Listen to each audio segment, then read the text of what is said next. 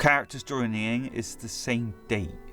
Throughout the whole thing, Jax thinks pretty much is not real.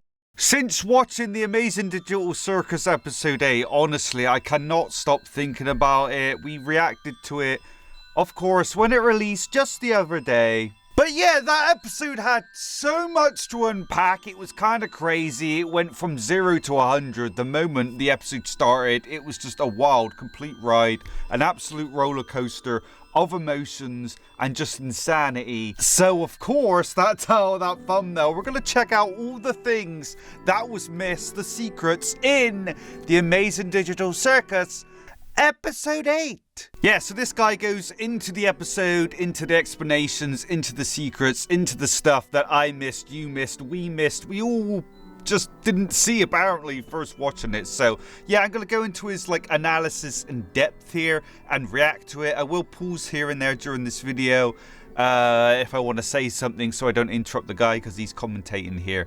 And of course, the original link to this video will be in the description down below as well. But buckle up if you want to get up and watch this with me and see all the secrets and stuff that we missed. Let's get into it. So, as everyone is aware, episode 8 of the Amazing Digital Circus is out. Like usual, it's packed full of interesting details, Easter eggs and secrets that you might have missed. It was crazy. In this video, I'll go through all the ones I noticed and give a couple theories as well. I hope you... Alright, that's awesome. I was initially going to just watch it myself and pause and kind of break it down, but I feel like this is better to just kind of have it more in a nutshell. We don't have to comb through absolutely everything in the video. I mean, we could still do that if you want me to do that in a video. I don't know, but for now we're going to do it this way. Enjoy. So right off the bat, the episode starts with an animation. The basic plot of it is perhaps showing how Kane and the circus was made. That's right. Took over Abel or gained control of everything. There's various real life images showed on screen, and one of them is to show Kinger's office. We can tell this by the butterfly hand. Ah, Kinger's office. Oh, I thought it was like the inspiration for some reason. But it is, because we have the chess pieces there as well. Oh, yeah, that's definitely Kinger. So you like chess. You like programming and doing a bit of chess on the side. But yeah, the butterfly, the CA thing. Right. Yeah, my first watch through, I mean, you kind of couldn't blame me. But I was like, oh, this is probably taking inspiration. But no, it's just Kinger's office. And chessboard. He appears to have had a pet dog as well, which is cute. We saw the first group of humans. Oh, and there's a dog too, which is interesting. These are the first lot. Yeah, with Kinger and Queenie being like the volunteers or something as well. Along with Queenie. There's nothing really to point out here, other than we finally see what they look like. Honestly, some of their designs are quite surprising, especially the smaller characters. We also find out that Queenie was the second last of the original humans to abstract, with Kinger being the remaining one before Ragatha showed up. From Ragatha's dialogue, it seems that she entered the CNA office in a group because she calls out to other people, but it looks like none of them put on the headset.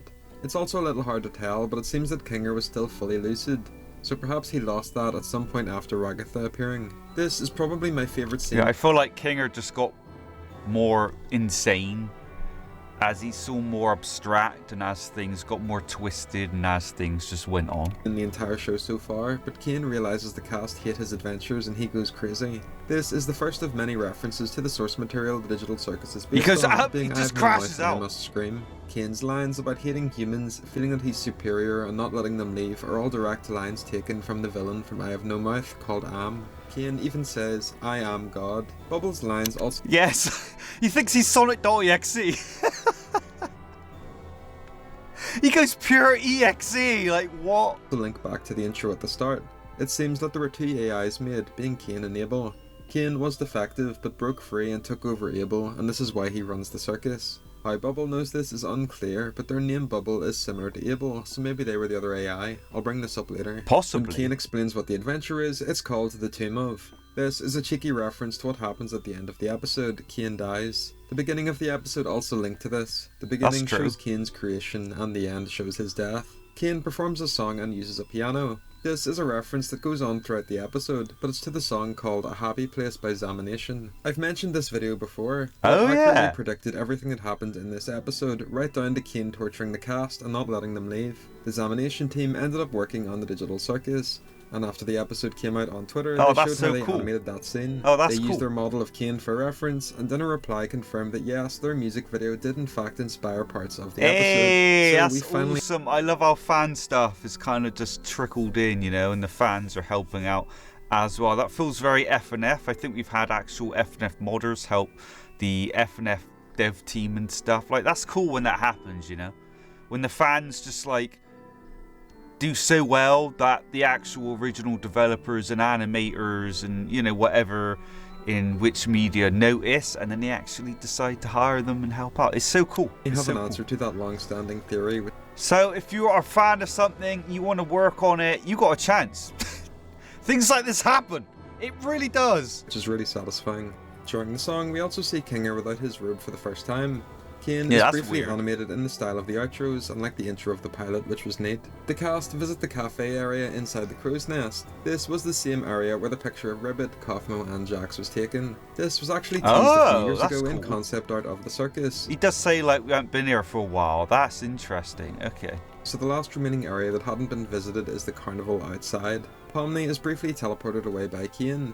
This was a nostalgic reference to the original reveal trailer for the Digital Circus. Oh, right. I don't think I ever watched the original reveal trailer. Oh, he's using the knives again.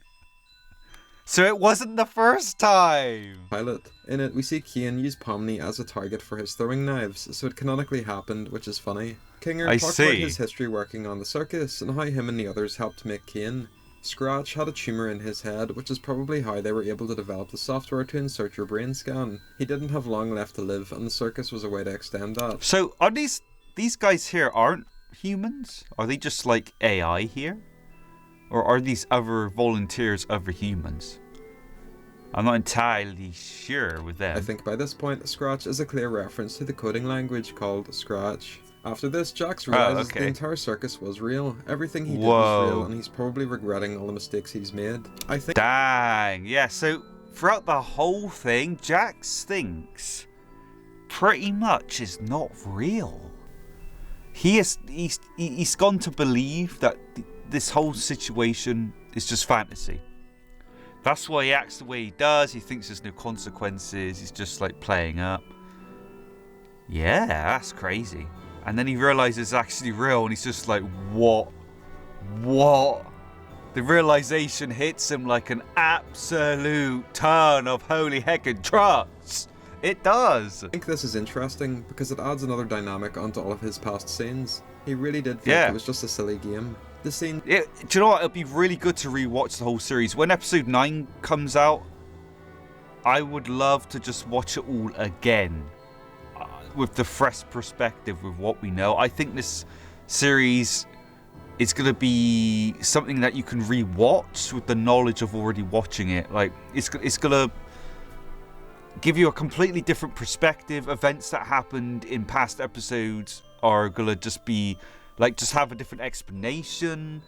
It's going to be great. I really want to do that. I think that's going to be fantastic. Maybe for like a live stream or something. In the main hub area are obviously a reference to the pilot, like Pomni looking at herself in the mirror. The upgraded animation quality is staggering. We find out crazy. The fan theory that the character. I think I saw an image on Twitter where it was like, this is the pilot and then this is like the current episode, and it looked amazing back then, but somehow it looks even more incredible now. Like, what in the world? It makes the pilot episode look like, in comparison, quite garbage, but even then it was still good. It's just crazy how they've improved so much since then. Can conjure things was correct. Each character is tormented based on their fears. Obviously another reference. That's creepy. That's like her mother or something, because she describes it in one of the episodes.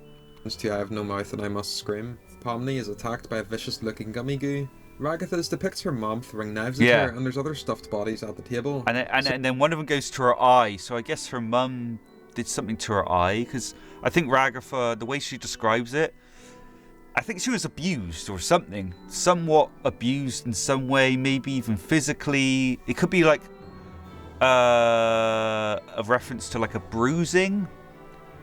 I don't know if she completely threw an absolute knife in real life in her eye. Maybe she did, but it could be just like a symbolization of like a bruising, like she's been physically hurt by her mother or something, which is really sad. Maybe she had siblings or they were killed by her. It's very ominous. Gangle has her art showing her emotions melting before she's hit by a truck. This yeah, links and then back to the Gangle's previous like few episodes. There's something going on with Gangle and being ran over. It definitely seems yeah, because that happened in one, I think the McDonald's episode, the whatever, you know, the knockoff McDonald's. Was it that episode there was a run over scene? So it's either Gangle's like they haven't actually been ran over because they're here in the digital world. They'll need their human physical being to enter this world. At least I assume so. They're all like hooked up to the VR things, aren't they?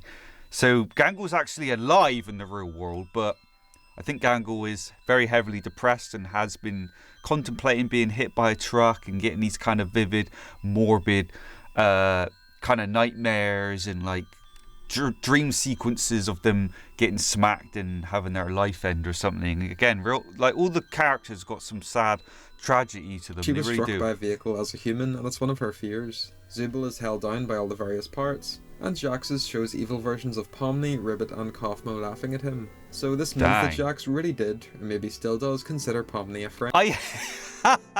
Even though it's kind of hilarious, it's so creepy when that happened.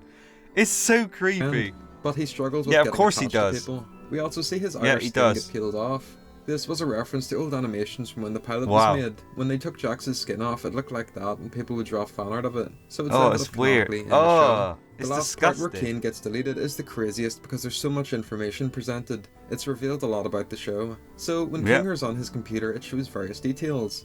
Like his password was Queenie123, and the system was made in 1996. There's two folders. One for the AI and one for the brain scans, which are labelled as obsolete. So this adds to the theory that the characters were all digitally scanned in. Bubble even mentioned this earlier in the episode. It's obsolete, maybe because it doesn't work correctly. The humans can't remember key details about their lives, such as their names. The other AI, which was the blue one from the intro, has been tampered with, likely by Kane. Its name is three question marks. Because at the beginning you see the red bubble like take over the blue one. It's like Kane just taking control of the whole situation. I think Kane was given way more power than Kane was meant to have. There's meant to be two AI and then just, Kane took over. Because Kane is God, by the way, you know? AKA Sonic.exe, apparently. So before Kane gets deleted, there's a bunch of displayed information. Yeah, it said like 2008 as well. Yeah, or no, 2000, is that 2000? Oh, 2000. Oh, it's like each character like got Ragatha as well. And Scratch. Okay. Twitter user Aflac noted down what's said. The first is that the dates Scratch and Ragatha joined the circus are listed. So is that 2008? Scratch joined on October 15th, 1996. Was that 2000? While Ragatha joined on the same date, but in the year 2000. Oh yeah, it is 2000. It looks like an 8 there. Is that not an 8? It looks like an 8. I guess it's 2000. That'd be like way too far ahead randomly, wouldn't it? Way too far ahead. But yeah, it's funny how all these characters joining is the same date. October 15th. Different years, of course, but the same date. The month and the day. That is interesting. Yeah. That's crazy. The Wacky Watch and Bubble Chef were also created on that date. So during the sequence, Kinger accidentally hits the delete key, which is what causes Kane to get deleted. Yeah, that I think out of panic. He didn't mean to do that. He did not mean to do it. He was just sort of panicking. He thought he didn't have much time. He was rushing. He was sweating it up, you know. Buckets could have been filled with the amount of sweat. Honestly, he was in a dire situation here. But if you pause and look at some of the text, there's images of bubbles all over the screen and an anonymous entity which is talking. They swear, saying, "Delete this motherfucker," and then it laughs. What? What? That's a bit strong. This is clearly not Kinger, and it can't be Kane. He wouldn't want to delete himself. So it leaves two options, being either Bubble or that question mark AI that Kane took over. To be honest, Bubble could be this AI. He clearly dislikes Kane and swears constantly. So it makes sense that he'd want to get him deleted. Oh, it's and lastly, possible. Zubul is able to swear finally because of all of Kane's filters being Yeah, gone. Kane's That's all the gone. fun and interesting details I noticed while watching. Is there anything I missed? Let me know down below. Well, the thing is, I mean, there's a little detail, but like, I think Kinger is able to swear finally because of all of Kane's filters like being gone. when he swears, so that's all the it fun and glitches out. interesting details I noticed while watching. Is there anything I missed? Let me know down below. I'm pretty sure it glitches out when he swears. Constantly. So to be honest, Bubble could be Where is being it? either Bubble Yeah, like or see that when he Kane. swears He there. wouldn't want to delete himself. So it leaves two options, being Like it glitches out, I think, just because Kane's in you know, the midst of being deleted.